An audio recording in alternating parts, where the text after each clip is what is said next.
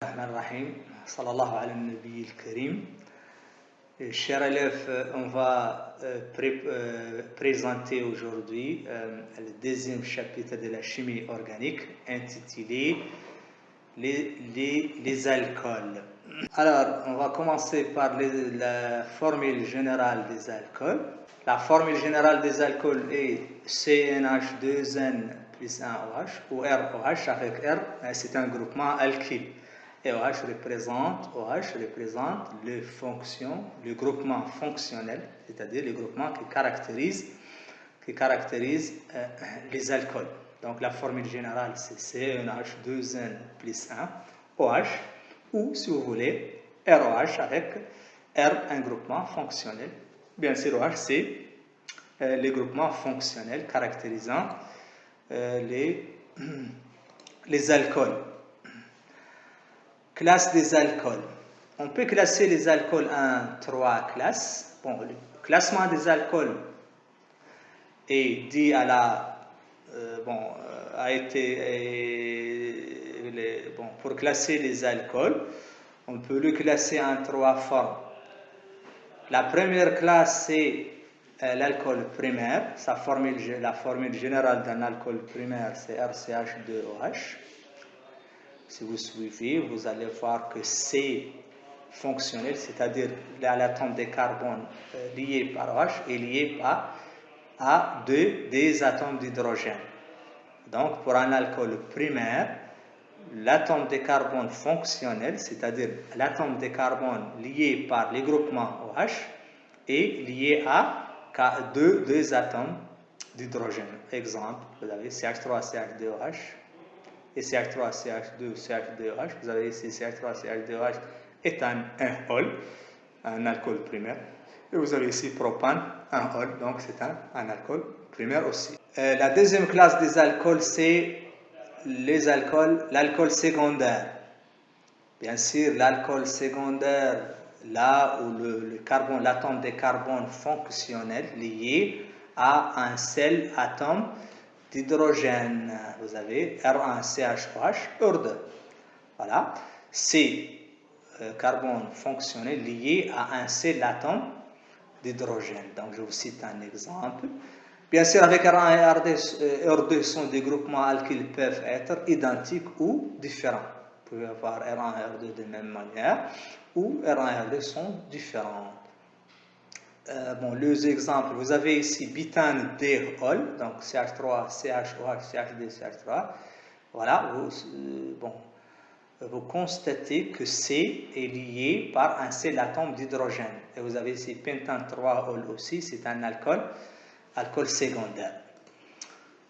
Troisième classe des alcools, c'est l'alcool tertiaire. Un alcool tertiaire, là où l'atome de carbone fonctionnel ne lié pas à un atome d'hydrogène, ne lié à aucun atome d'hydrogène. Bon, C fonctionnel, donc C lié à OH, lié par 3, R1, R2, R3, et ne lié pas à aucun atome d'hydrogène. Donc, on a classé donc les alcools en 3 classes, primaire et secondaire et tertiaire.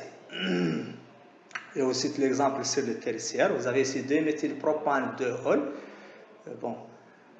C lié à OH, c'est-à-dire C fonctionne, ne lié pas à un atome d'hydrogène. 2-méthylbutane 2-ol aussi, COH, donc R1, R2, R3 et COH. Voilà, on peut passer maintenant à la préparation des alcools. Comment on peut obtenir un alcool? Donc, l'obtention d'un alcool, on obtient un alcool par l'hydratation d'un alcène. L'hydratation, c'est l'ajout de l'eau sur un alcène. Les alcènes, ce sont des hydrocarbures insaturés contenant une liaison double. Voilà, donc on obtient un alcool par hydratation d'un alcène. Voilà. Si des alcools différents peuvent se former, ils ne se forment pratiquement que l'alcool de la classe la plus élevée. Suivant bien sûr ce qu'on appelle la règle de Markovnikov. On obtient l'alcool de la classe la plus élevée s'il y a une possibilité théorique, bien sûr, théoriquement d'avoir des alcools différents, ils ne se forment pratiquement que l'alcool de la classe la plus élevée. Je vous cite un exemple. Supposons, par exemple, vous avez CH3, CH2, CH2, c'est propène, prop1N, plus H2O, donc l'hydratation d'un alcène prop1N nous donne théoriquement CH3, CH2, CH2H, c'est un alcool primaire, CH3, CHOH, CH3, c'est un alcool secondaire. Il ne se forme pratiquement que l'alcool de la classe la plus élevée. Donc, dans notre exemple, c'est l'alcool secondaire. Et bien sûr, bon, on constate des traces de l'alcool primaire. Mais ce qui est majoritaire, c'est l'alcool secondaire. Voilà. Maintenant, on va passer à l'oxydation ménagée des alcools. L'oxydation ménagée des alcools, bien sûr, avant de commencer, l'oxydation ménagée des alcools, c'est la réaction de l'oxydation qui conserve les squelettes carbonés, c'est-à-dire qui conserve la chaîne carbonée de l'alcool. Voilà, pour réaliser l'oxydation ménagée d'un alcool, on utilise des oxydants. Voilà, on va utiliser des oxydants, l'ion permanganate, c'est-à-dire MnO4-, donc un amylé acide, l'amylé est acide, c'est l'amylé, et enrichi des ions H+. Voilà, la demi-équation électronique de l'ion MnO4-, MnO4- plus 8H+, plus 5 électrons nous donne Mn2+, plus 4 H2O. Et parfois aussi, on utilise un autre oxydant, c'est l'ion dichromate, CrDO7-2-, bien sûr, un milieu acide, c'est-à-dire un milieu enrichi de H+ ou H3O+. Dichromate ou bichromate aussi. Donc, vous avez CrDO7-2- plus 14 H+, plus 5 électrons nous donne DCr3D+, plus 7 H2O. Bon, vous pouvez bien sûr constater qu'on peut remplacer H+ par H3O+, et bien sûr, on équilibre les deux demi-équations électroniques. Voilà. Alors, pour l'oxydation ménagée des alcools, on va oxyder les alcools selon leur classe. Premièrement, un alcool primaire est oxydé en aldéhyde et puis en acide carboxylique. C'est-à-dire que l'oxydation ménagée d'un alcool primaire donne un aldéhyde et par suite d'oxydation, on obtient un acide carboxylique. Donc, RCH2H, c'est l'alcool primaire. Si bien une oxydation ménagée donne RCHO, c'est-à-dire aldéhyde, si bien une oxydation ménagée aussi nous donne un acide carboxylique. Voilà, c'est un exemple. Par exemple, l'oxydation de CH3CH2OH, c'est éthanol, c'est un alcool primaire, donne éthanal, CH3CHO, un aldéhyde, et puis par suite d'oxydation nous donne acide éthanoïque. Alors, pour l'oxydation ménagée des alcools secondaires, un alcool secondaire est oxydé en cétone. C'est-à-dire que l'oxydation ménagée d'un alcool secondaire nous donne une cétone. Voilà. Voilà, l'expression générale d'un alcool de secondaire, RCHOHR', si bien une oxydation ménagée nous donne RCOR'. RCOR', c'est la formule d'une cétone.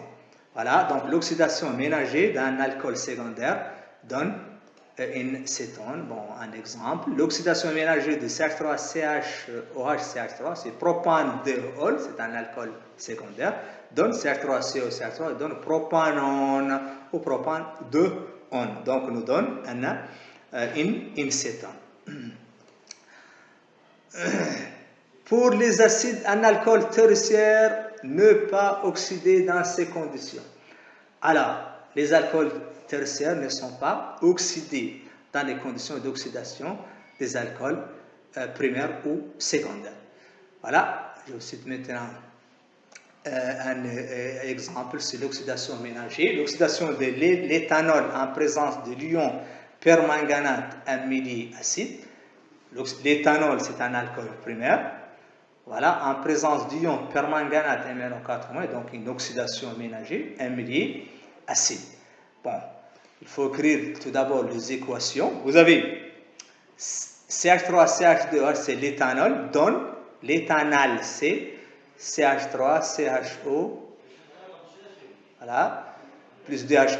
Et MnO4-, bon, écrivons aussi la demi-équation électronique, et éliminons les électrons. En éliminant les électrons, on obtient l'équation bilan de la réaction. On donne l'équation bilan de la réaction. Voilà, vous pouvez avoir ici l'équation bilan en éliminant les électrons. Vous avez ici des électrons et vous avez ici 5. En multipliant la première demi-équation par 5 et la deuxième par 2, vous aurez à faire l'équation bilan de la réaction. 5CH3CH2OH, c'est l'éthanol, donne bien sûr 5CH3CHO, c'est l'éthanal, bien sûr, plus 2MnD+, plus 8H2O. Donc, on obtient la demi-équation, bon, l'équation électronique, et les équations électroniques, il y a demi, et l'équation bilan de la réaction d'oxydation ménagère de l'éthanol, c'est-à-dire transformation de l'éthanol en éthanal, bon, en utilisant l'ion permanganate, amidie, acide MnO4-, amidie, acide. Et par suite d'oxydation, donc l'aldéhyde formé subit une oxydation, on obtient l'acide carboxylique. Voilà, vous avez ici CH3CHO, c'est l'éthanal, plus H2O donne CH3COH, acide éthanoïque, plus DH plus des électrons, et vous avez ici la demi-équation électronique, et on élimine les électrons pour trouver l'équation bilan. Bon, on multiplie la première équation par 2, 5, vous avez 10 électrons, et la deuxième par 2, pour avoir aussi 10 électrons, et on simplifie les électrons, on obtient l'équation bilan de la réaction. Alors, 5CH3CHO, c'est l'éthanal, l'aldéhyde, donne CH3COH, donne acide éthanoïque. Voilà, donc l'oxydation ménagère d'un alcool primaire donne un aldéhyde, et puis par suite d'oxydation, on nous donne acide carboxylique. Alors, pour l'oxydation ménagère d'un alcool secondaire, je vous cite un autre exemple concernant l'oxydation ménagère des propane 2-ol. Propane 2-ol, donc c'est un alcool secondaire en présence d'ion dichromate, CrDO2-, bien sûr un millier acide. Alors, l'oxydation ménagère d'un alcool secondaire donne une cétone. Voilà, il faut écrire directement les demi-équations électroniques. Vous avez CH3, CHOH, CH3, propane 2-ol, un alcool secondaire, donne CH3CO, CH3, donne propanone, propane 2-on, une cétone, plus DH plus des électrons. Et on a cité la demi-équation électronique. Et pour avoir l'équation bilan, il suffit d'éliminer les électrons. Vous avez ici 2 électrons, on a 6 électrons. Il suffit de multiplier la première demi-équation par 3. Et en simplifiant, bon, nous aurons 3CH, 3CHOH, CH3, plus CrDO2-, plus 8H+, nous donne 3CH, 3CO, CH3, plus DCr2O2, plus 2Cr3+, plus 7H2O, plus 2Cr3+, et nous donne la demi-équation, ou l'équation bilan de l'oxydation ménagère des alcools. D'accord. Maintenant, on va passer à la réaction de déshydratation des alcools. Voilà. Vous avez l'hydratation, c'est l'ajout de l'eau, et la déshydratation, c'est l'enlèvement de l'eau. Enlever l'eau, bon, à partir d'un alcool. On peut enlever ou déshydrater un alcool par des méthodes différentes. La première, à partir d'une seule molécule, c'est une méthode intramoléculaire. Voilà, d'une seule molécule donne l'alcène correspondant.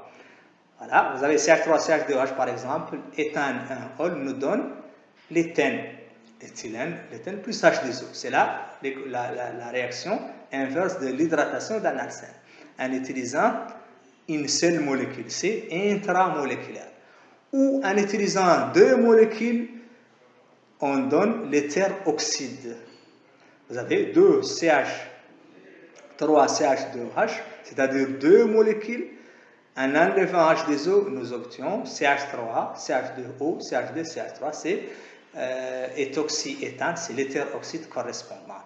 Alors, donc, comme résumé, pour la déshydratation des alcools, on obtient, en utilisant, vous avez déshydratation intermoléculaire, on obtient l'alcène correspondant, plus H2O, ou en utilisant deux molécules, on obtient l'éther-oxyde plus H2O. Voilà. Alors, pour l'oxydation ménagère des alcools, on a obtenu des aldéhydes et des cétones et des acides carboxyliques aussi. Comment on peut identifier les produits d'oxydation ménagère des alcools? Enfin, vous avez le schéma nous résume la préparation des alcools et l'oxydation ménagère. Vous avez l'hydratation d'un alcène nous donne un alcool et l'oxydation ménagère d'un alcool primaire donne l'aldéhyde et par suite l'oxydation de l'aldéhyde donne un acide carboxylique et aussi l'oxydation ménagère d'un alcool secondaire nous donne une cétone. Donc, je reprends. Alors, pour préparer un alcool, il suffit d'ajouter l'eau à un alcène. Donc, l'hydratation d'un alcène donne un alcool. L'oxydation ménagère d'un alcool primaire donne un aldéhyde. Et l'oxydation de l'aldéhyde donne aussi un acide carboxylique. Pour un alcool secondaire, l'oxydation d'un alcool secondaire donne une cétone. Alors, passons maintenant à l'identification des produits, identification des aldéhydes et des cétones, c'est-à-dire l'identification des produits de l'oxydation ménagère des alcools. Vous avez ce qu'on appelle réactifs propres aux aldéhydes. Nous avons 3 réactifs propres pour identifier les aldéhydes, c'est-à-dire l'aldéhyde réagit positivement avec l'un de ces réactifs. Donc, le premier, c'est la liqueur de Fehling, voilà, donne à chaud un précipité rouge en présence de l'aldéhyde, l'essentiel, réagit avec l'aldéhyde. Deuxième réactif, c'est nitrate d'argent ammoniacal, parfois dit aussi diamine argent, donne un dépôt d'argent en présence de l'aldéhyde. L'essentiel réagit positivement avec l'aldéhyde. Et réactif de Schiff qui donne une coloration rose en présence de l'aldéhyde. Ces 3 réactifs sont spécifiques pour les aldéhydes. Et vous avez un réactif commun, c'est-à-dire que réactif du groupement carbonyl. Donc, ce réactif, c'est 2,4-dinitrophénylhydrazine, ou en abrégé, 2,4-DNPH, donne un précipité jaune en présence de l'aldéhyde ou de cétone. Alors, on peut donc identifier les aldéhydes ou les cétones en utilisant le réactif commun, le 2NPH, 2,4-DNPH.